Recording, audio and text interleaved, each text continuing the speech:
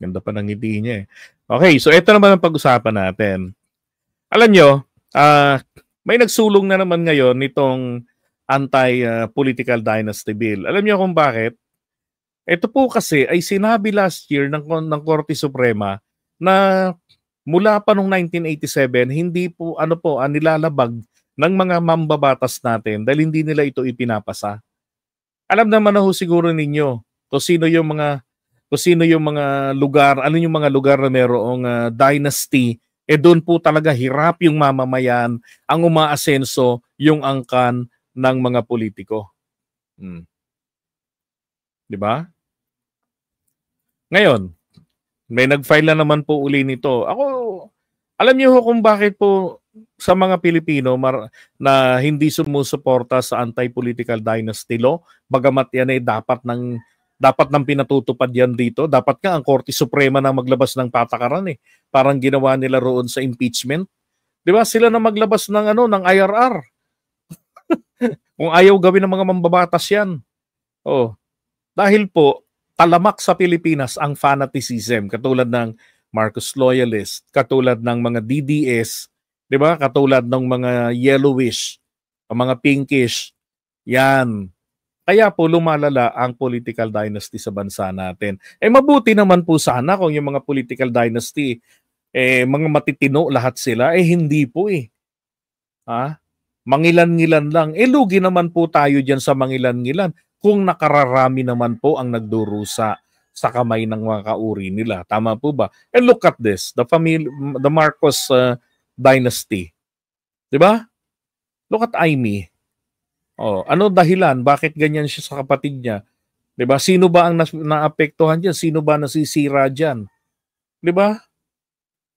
Diyan po kasi kapag mayroong political dynasty ang isang angkan at available tumakbo ang lahat, diyan po iiral ang inggitan. Lalo na yung mga mayayaman na, yung mga bilyonaryo na.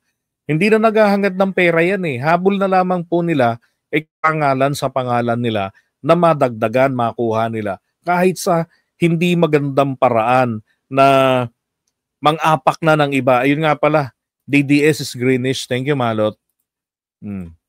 Mga utak berde. 'Di ba? Tignan niyo po yung mga bansang mauunlad. Tingnan ninyo kung meron ba silang political dynasty na kasing lala ng Pilipinas na wala pong mga korona ang mga namamayagpag dito, pero kung ituring ang mga sarili nila, 'di ba? Ituring sila nung kanilang mga fans club, akala mo yung mga hari at reyna. Mabuti naman sana kung excelente yung trabaho, hindi eh. Kung saan sila nag-i-exist, meron silang counterpart. 'Di ba? Na slum areas. Yung mga nasa squatters area. Tingnan nyo, tulad ng mga Ortega sa La Union. Since panahon pa ng Kastila, nakaupo na sila doon. 'Di ba? Nasaan yung equal opportunity? Ang Pilipinas po mga kapatid, hindi po tayo mauubusan ng matinong leader. Okay? Yan po yung maliwanag dyan. Si Robin, grabe, nag-file ha. Good job. Si Ping, si Erwin, tapos si Okix nag-file din. Ito yung tawag dyan, convo, sabi ni Risa. Habang hindi tayo magkasundo sa isang anti-political law, iilang pamilya lamang ang may hawak sa ating bansa. Sabi naman ni Soto. Let's say mayroong isang pamilya o may isang kandidatong tumatakbong governor ng Cebu. Pagkatapos yung kanyang kapatid ay tumatakbong mayor ng Pasay, hindi ko nakikita po yung impluwensya eh. Ang layo eh. It's not practical. 'Di ba? Alam nyo, tingin ko hindi pa rin po dapat pagbigyan yung ganon. Na sige, dito ako sa Cebu, doon ka sa Pasig. 'Di ba? Ilalawak lang yung impluwensya nila eh. Kada isang may pwesto sa pamahalaan, isang impluwensya yan na pwedeng lumakas. Di dadami sila. 'Di ba? Hindi dapat ganon. Sabi ni Amy naman. Siguro kaya hindi nabibenta itong anti-dynasty ay dahil sa mga lalawigan katulad ng Bataan kung saan makikita yung wealth creation. Ano ibig mong sabihin? Yung mga taga-political dynasty kumikita ng malaki sa politika. Hindi. Ibig niyang sabihin, diyan sa political dynasty, kagaya sa Bulacan, sa Bataan daw, maganda yung nagiging serbisyo, yung ma-asenso daw yung mga tao. Yung ganon, yun ang ibig niyang sabihin. Ang tanong, totoo ba talagang umaasenso mga taga-Bataan? Di ba? Ay, nako. Kaya malabo dahil po sa mga politikong binoboto natin na galing sa political dynasty. Natural. Hindi nila yan sasang-ayunan or else sinagasaan nila ang buong pamilya nila.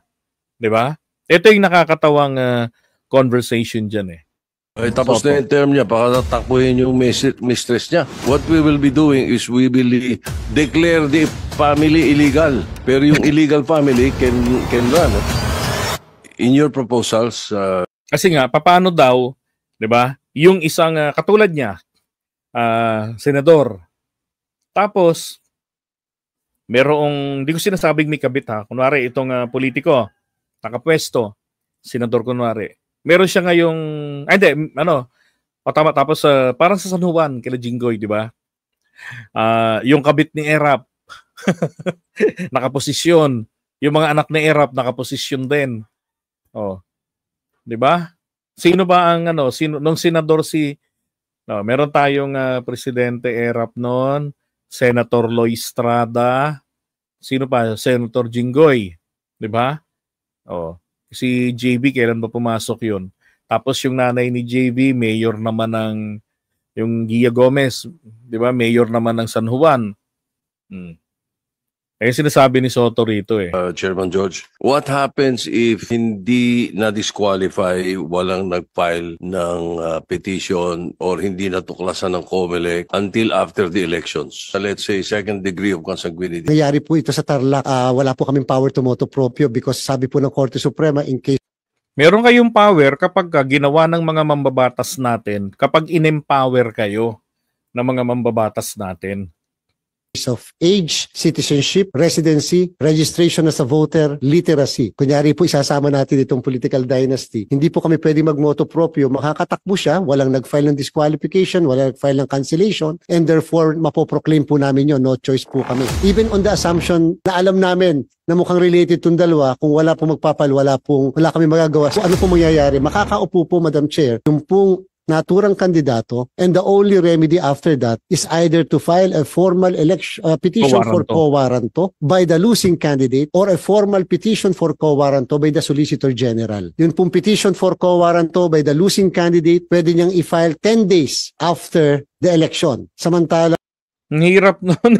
10 days lang. Diba? So after ng 10 days, si Solgen. Yun naman pong petition for quo warranto na pinafile ng Solgen from the date of the discovery ng mismong relationship, pwede pong ma-file. In which case, pag natanggal, ang uupo po katulad na nangyari sa Bamban Tarlac, succession. Sa quo warranto po, ang pinapaupo nila doon ay yung pong natalo. Kasi yun po yung basis ng petition. Kung sakali mang talaga pong hindi naman namin alam yung relationship, whether illegitimate yung relationship or legitimate yung relationship, then in that case, a registered voter should be allowed to file the formal petition before the COMELEC. We might be defeating the real purpose. The intention ng anti-political dynasty is wag mamanipula ang isa o dalawang posisyon or isang lugar o dalawang lugar o isang distrito ng isang pamilya lamang. Madam Chair, Your Honor. Parang katulad sa Davao, katulad sa Ilocos Norte, di ba? Isang pamilya lang.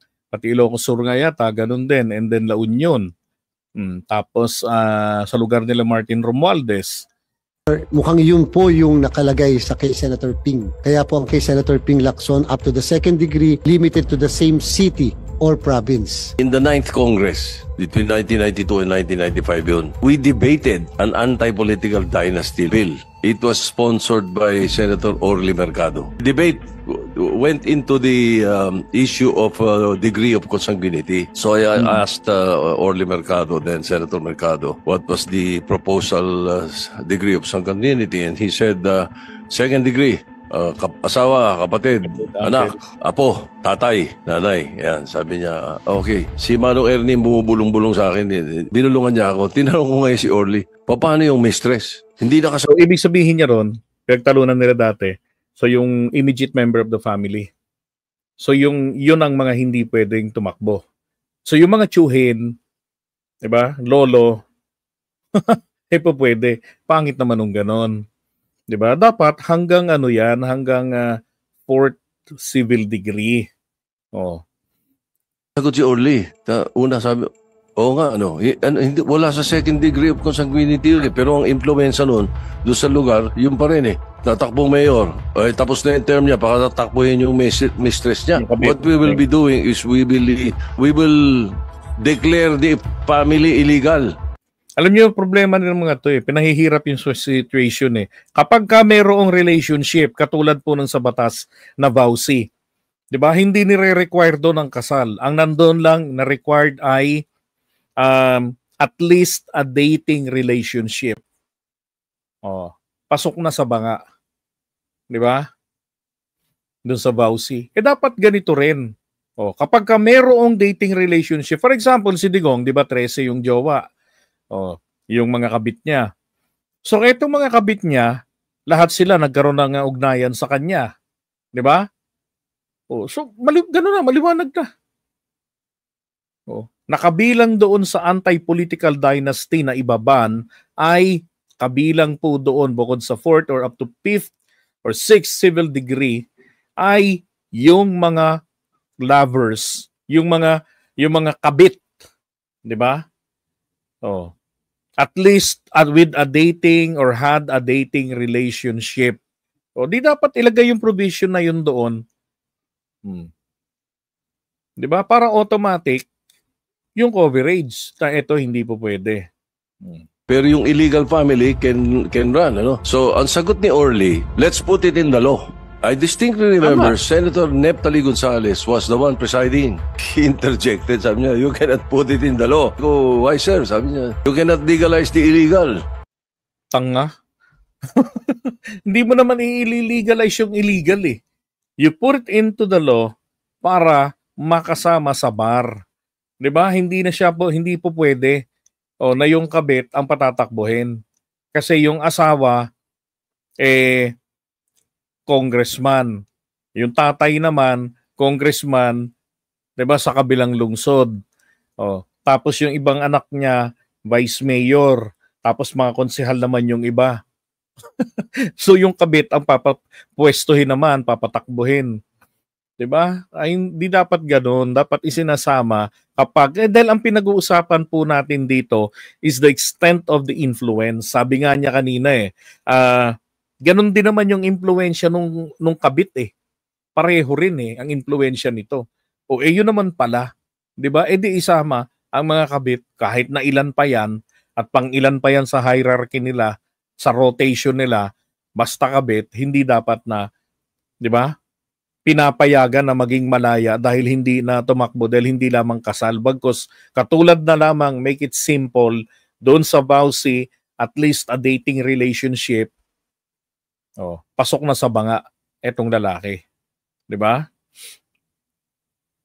Itong mga mambabatas natin, pilit hinahanapan ng butas ang isang panukalang batas na ginagawa nila para merong exemption sila. Sabi niya, so the debate stopped there actually. The following Congress or two Congresses after, there was an anti-political dynasty bill. I said I will support as long as we'll get right away a definition, a very clear definition. Ba't hindi kayo mag-create ng definition? Gumagawa kayo ng batas. You can create a definition. Ito na nga lang forthwith 'Di ba?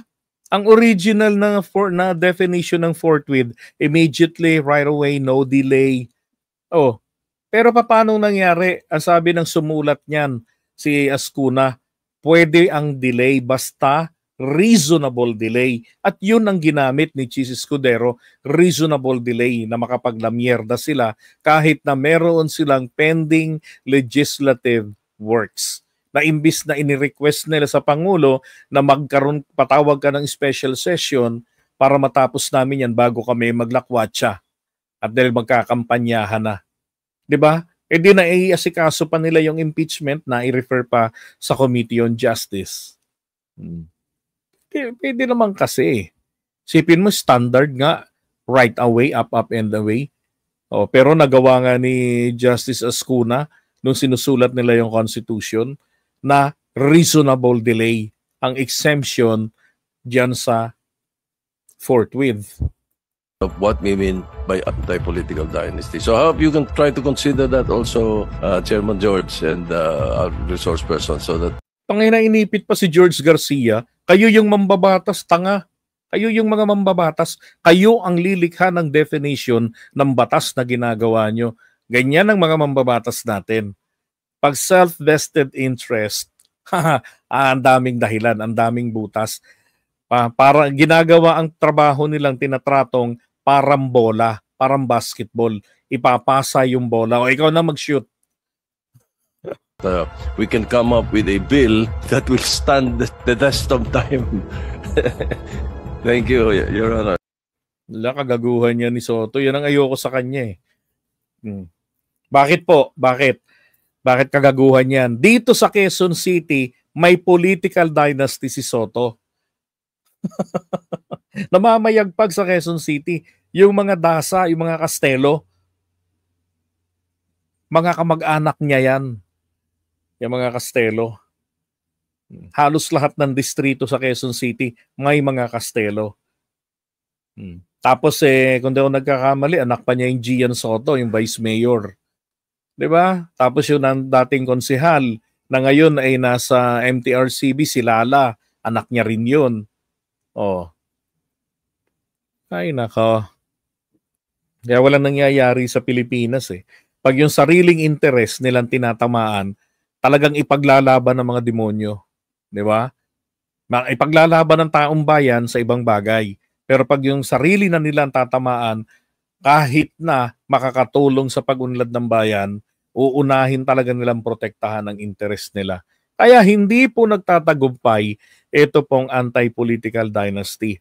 At ang dapat na po magkumilos dito pagka ganyan ang Korte Suprema. Diba? Wala namang makaka-question sa inyo eh. Kayo na maglabas ng guidelines ng IRR niyan. Sino, ano definition ng political dynasty? Sino-sino yung mga covered nito? Yung kabit, covered rin. Diba? Ganun. Ay nako.